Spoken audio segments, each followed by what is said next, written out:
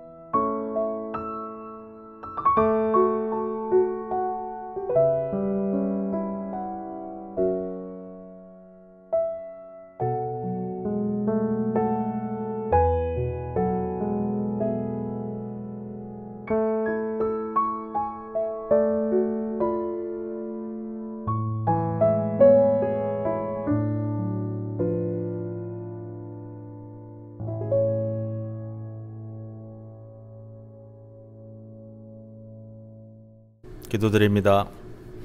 말씀으로 만물을 창조하신 능력의 근원이 되시는 아버지 하나님, 이제 2021년도도 얼마 남지 않았습니다. 한 해가 저물고 있고 우리를 구원하시기 위해 아기로 오신 우리 예수님의 나심을 기억하는 성탄의 절기를 맞이하고 있습니다. 평화의 왕으로 오시는 주님의 평화가 삶의 여러 가지 질고에 고통하고 아파하는 모든 심령들 가운데 임하시옵소서. 주님의 얼굴에 있는 영광과 소망의 빛을 우리 모두에게 비추어 주옵소서. 사랑하는 아버지, 세상은 마치 투장 같사오니 피곤하고 지쳐버린 황소나 투사처럼 밀어닥친 고난으로 말미암아 곤고하고 지쳐버린 자들에게 주 예수 그리스도께서 안식처가 되어주셔서 능력 주시는 분 안에서 저들이 모든 것을 이루어갈 수 있도록 인도하옵소서. 이 모든 말씀 교회를 통해 하나님 되심을 드러내시는 주 예수 그리스도 이름으로 기도드리옵나이다. 아멘. 백장 찬송드립니다.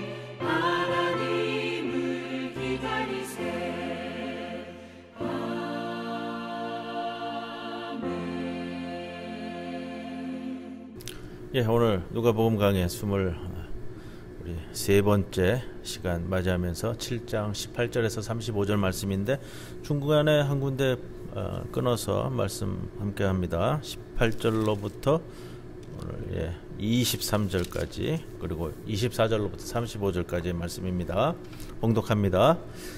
요한의 제자들이 이 모든 일을 그에게 알리니 요한이 그 제자 중 둘을 불러 주께 보내어 이르되 오실 그이가 당신이오니까 우리가 다른 일을 기다리오리까 하라 하매 그들이 예수께 나와 이르되 세례 요한이 우리를 보내어 당신께 여쭈어 보라고 하기를 오실 그이가 당신이오니까 우리가 다른 일을 기다리오리까 하더이다 하니 마침 그때 예수께서 질병과 고통과 및 악귀 들린 자를 많이 고치시며 또 많은 행인을 보게 하신지라.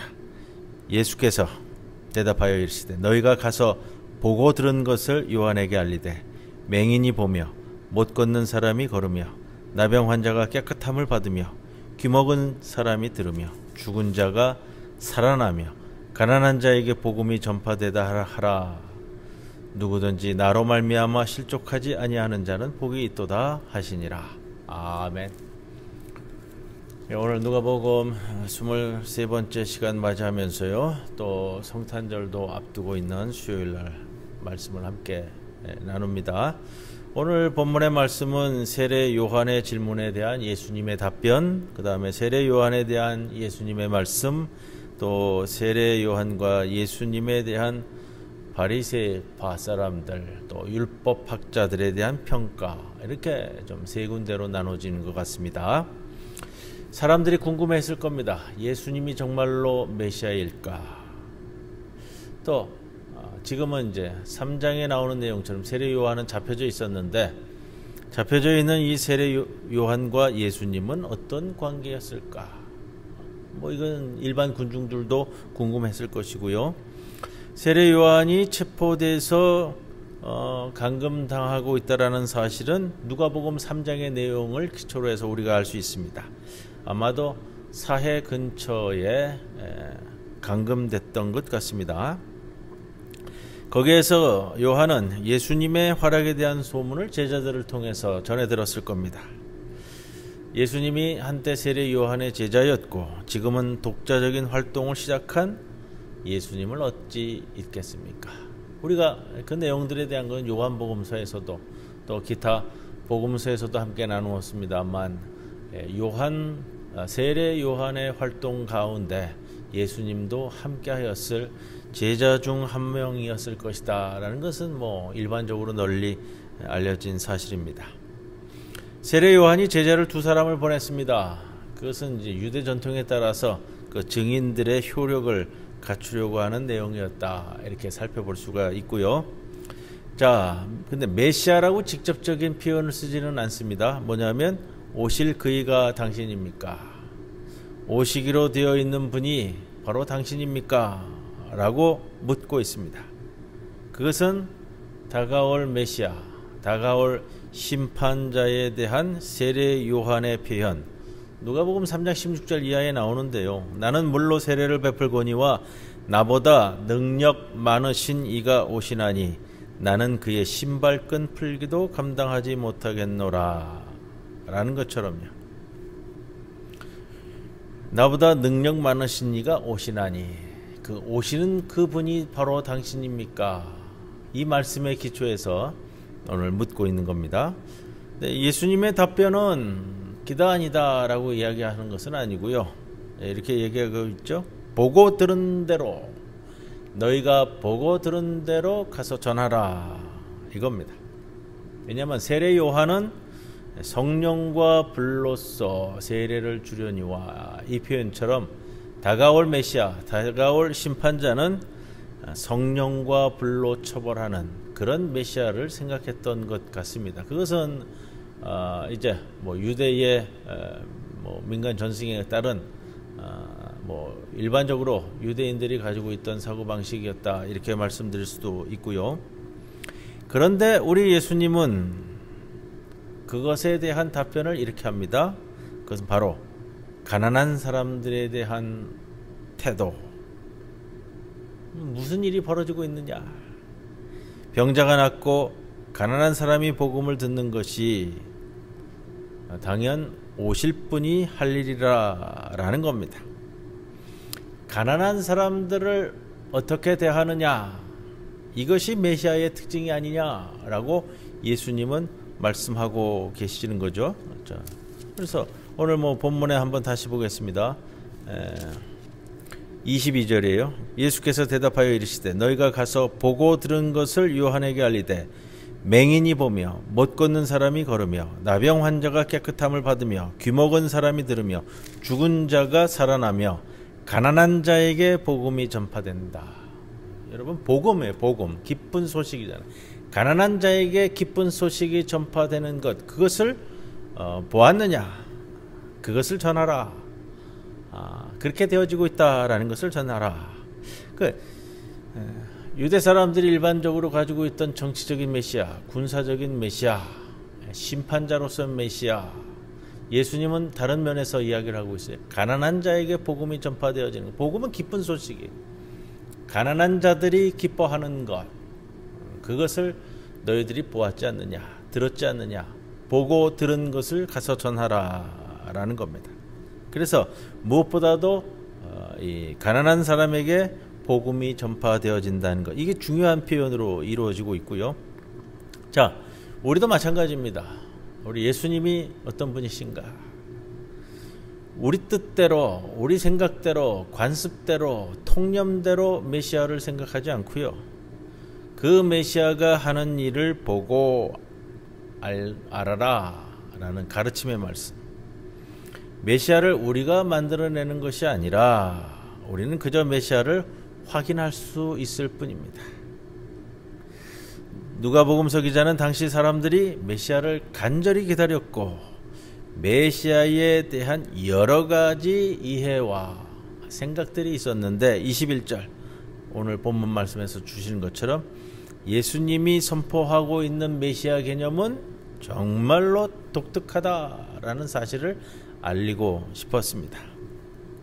이러한 질문, 당신이 그니까 오시기로 한 그분입니까? 라고 묻고 있는 세례 요한의 제자들의 그 질문을 바라본다면 우리가 이런 생각도 할 수 있잖아요. 과연 세례 요한의 제자들이 예수님을 메시아로 생각했을까? 조금 어려워지는 표현이 되는 겁니다. 왜냐하면 이런 질문을 와서 할 정도면은 긴가민가 하니까 와서 세례 요한도 긴가민가 하니까 제자들을 보냈겠죠. 또 제자들도 그들이 가지고 있었던 통념적 메시아 사상에서는 성령과 불로써 심판자로 이 땅에 오시는 정치적인 군사적인 메시아에 대한 개념이 좀 많이 있었지 않았을까. 분명 의심할 수 있었다라고 생각이 듭니다. 세례 요한의 제자들도 예수가 메시아임을 의심했다라고 생각이 들고요. 인간은 의심하는 존재입니다. 외롭기 때문에 인간이고 의심하기 때문에 인간이다라는 것을 우리가 생각해 볼 수 있고요. 사도 바울도요. 십자가에 매달린 예수를 사람들이 왜 이해하지 못할까라는 의문을 참 많이 가졌고 복음서 저자들도 예수님의 역사를 사람들이 왜 집중해서 여기지 않을까. 집중하지 않으니까 복음서가 4개나 나온 것 아니겠어요? 그런 거에 있어서 굉장히 고뇌하는 모습을 볼 수 있습니다. 자비로운 메시아, 희생하는 메시아 사상에 곤혹스러워하고 이런 사상이 넘어지는 사람들이 얼마나 많을까. 우리도 예외가 아닐 수 있습니다. 우리가 생각하는 예수님, 지금 성탄절을 준비하는 대림절 기간에 이제 막바지에 달하는데 내가 생각하는 예수님, 내가 기다리는 예수님은 누구일까? 본문에서 보여지는 것처럼 가난한 사람들은 어떤 메시아를 기다릴까? 정치적인 억압과 경제적인 빈곤에서 해방할 메시아를 기다리고 있을까? 나에게 복을 듬뿍 부어주시는 메시아를 기다리고 있을까? 예수님은 여하튼간에 하나님 나라를 반대하는 사람들 또 그들의 속셈과 행위를 낱낱이 폭로하고 비판할 겁니다. 누가복음을 통해 우리가 확실히 알 수 있는 것은 가난한 사람을 먼저 선택하는 사람은 세례 요한과 우리 예수님의 역사를 계승해 나가는 사람들이다 라고 말씀드릴 수 있겠습니다. 자, 두 번째 파트 24절에서 35절까지의 말씀 제가 봉독합니다. 요한이 보낸 자가 떠난 후에 예수께서 무리에게 요한에 대하여 말씀하시되 너희가 무엇을 보려고 광야에 나갔더냐? 바람에 흔들리는 갈대냐? 그러면 너희가 무엇을 보려고 나갔더냐? 부드러운 옷 입은 사람이냐? 보라, 화려한 옷을 입고 사치하게 지내는 자는 왕궁에 있느니라. 그러면 너희가 무엇을 보려고 나갔더냐? 선지자냐? 옳다. 내가 너희에게 이르노니 선지자보다도 훌륭한 자니라. 기록된 바 보라, 내가 내 사자를 네 앞에 보내노니 그가 내 앞에서 내 길을 준비하리라 한 것이 이 사람에 대한 말씀이라. 내가 너희에게 말하노니 여자가 낳은 자 중에 요한보다 큰 자가 없도다. 그러나 하나님의 나라에서는 극히 작은 자라도 그보다 크니라 하시니 모든 백성과 세리들은 이미 요한의 세례를 받은지라. 이 말씀을 듣고 하나님을 의롭다 하되 바리새인과 율법 교사들은 그의 세례를 받지 아니하므로 그들 자신을 위한 하나님의 뜻을 저버리니라. 또 이르시되 이 세대의 사람을 무엇으로 비유할까? 무엇과 같은가? 비유하건대 아이들이 장터에 앉아 서로 불러 이르되 우리가 너희를 위하여 피리를 불어도 너희가 춤추지 않고 우리가 곡하여도 너희가 울지 아니하였다 함과 같도다. 세례 요한이 와서 떡도 먹지 아니하며 포도주도 마시지 아니하매 너희 말이 귀신이 들렀다 하더니 인자 와서 먹고 마시매 너희 말이 보라 먹기를 탐하고 포도주를 즐기는 사람이여 세리와 죄인의 친구로다 하니 지혜는 자기 모든 자녀로 인하여 옳다함을 얻느니라. 아멘. 자, 두 번째 파트 부분입니다.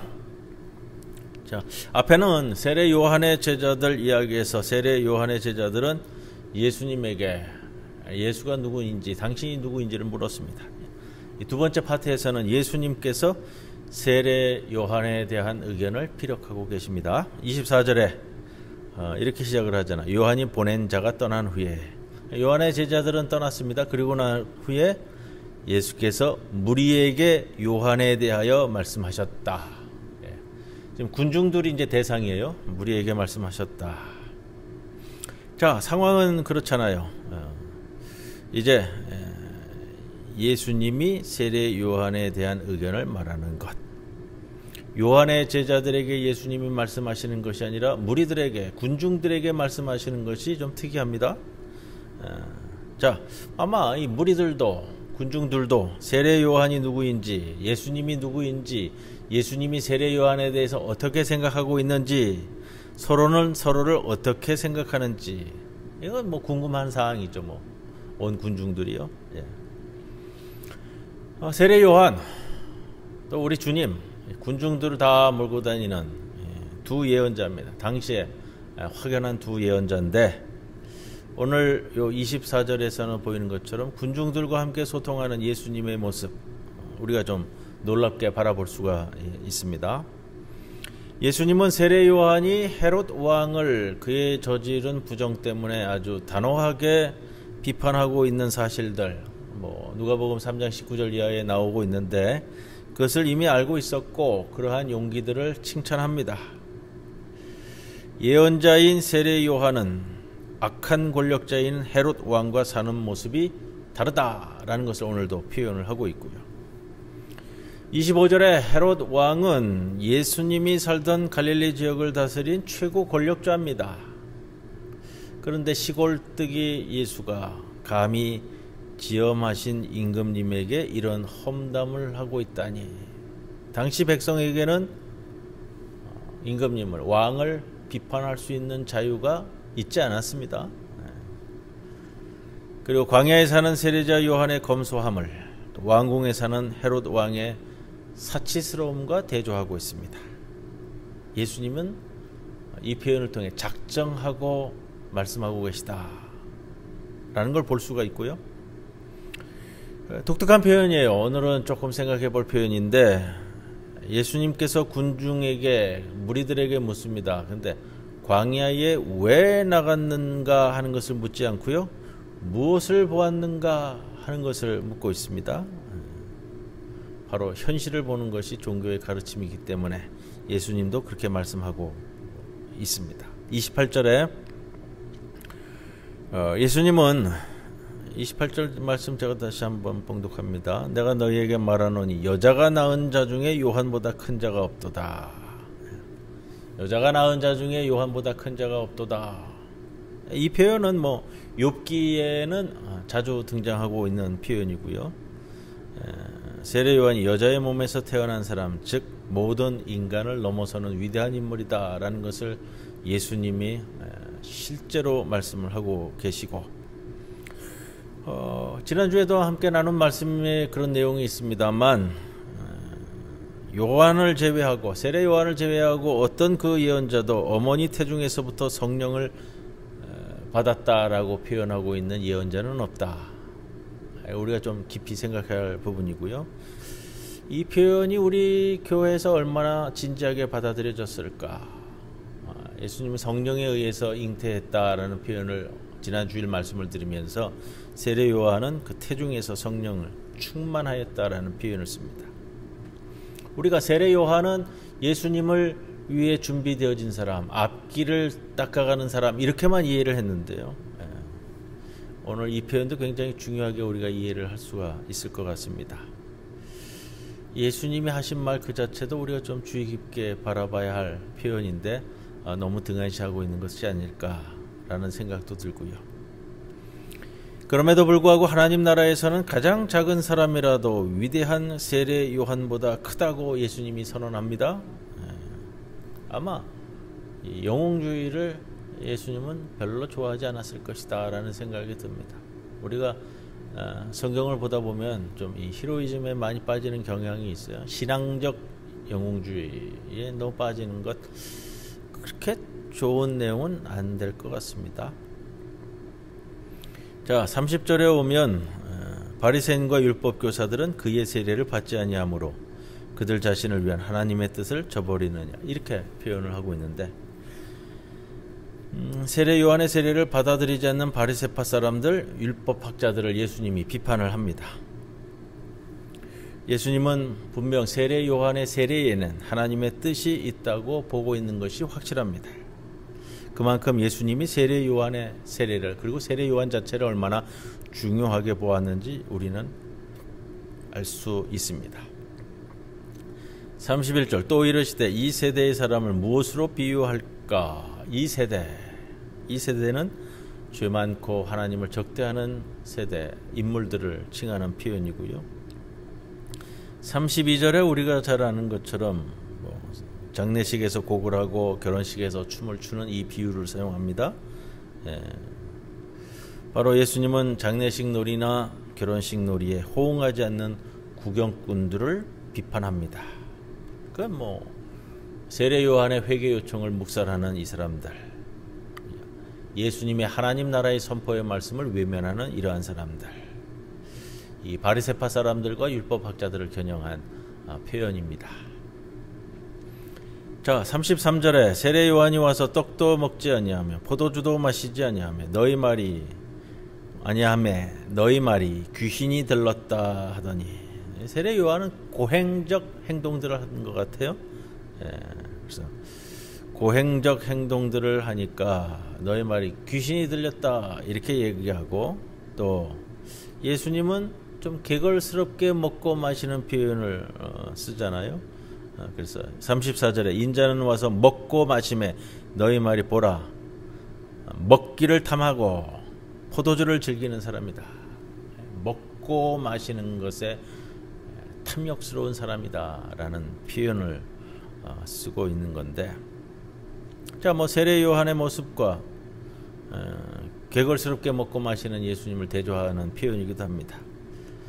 먹고 마시는 예수님, 그것도 그냥 보통 먹고 마시는 것이 아니라 포도주 마시기를 탐하고 먹는 것을 탐하고 하는 이 표현을 쓰는데, 자, 이 표현 때문에 주후 2, 3세기의 신학자들은 예수님의 이 모습에 대해서, 특히 신성 부분에 대해서 많이 어려움을 겪었습니다.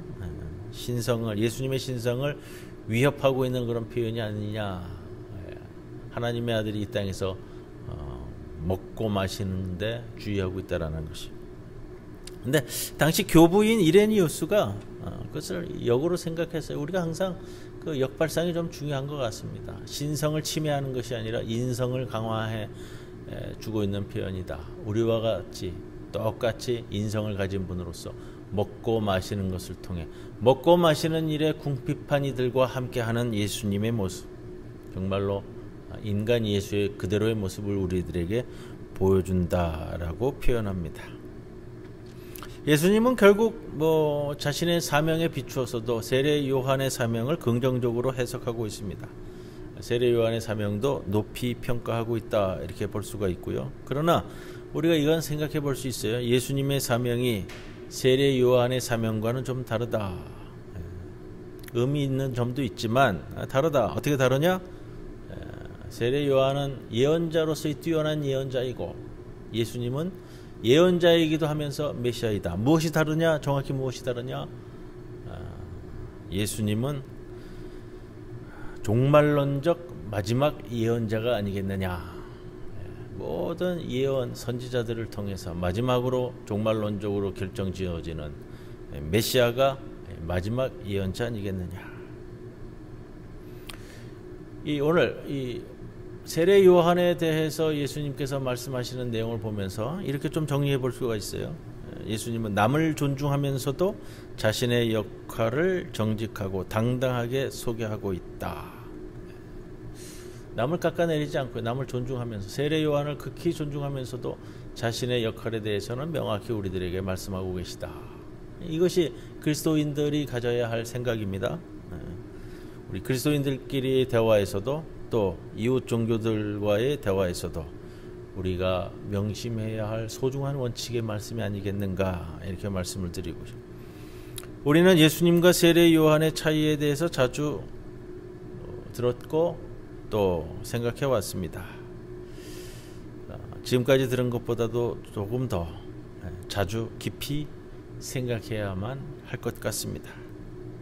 회개를 촉구하고 가난한 사람을 먼저 선택하고 불의한 세력에 저항하고 그래서 목숨을 잃게 된 세례 요한, 또 동일하게 그러므로 인해서 십자가상에서 돌아가신 우리 예수님, 이 두 사람은 공동 운명이었다라고 말씀드릴 수 있겠습니다. 또 세례 요한이 체포된 후에 우리 예수님은 숨거나 도망치지 않고 세상에 등장해서 자신의 역할을, 자신의 사역을 감당하게 됩니다. 바로 이를 위해서 이 땅에 오시는 아기 예수님을 우리 소망하며 준비하는 대림절 기간, 오늘 수요일 누가복음 강의 23번째 시간, 이 말씀을 통해 깊은 묵상 가운데 임하는 성도 여러분들이 되시기를 주님의 이름으로 간절히 기원합니다. 자, 찬송가 110장 함께 찬송드립니다.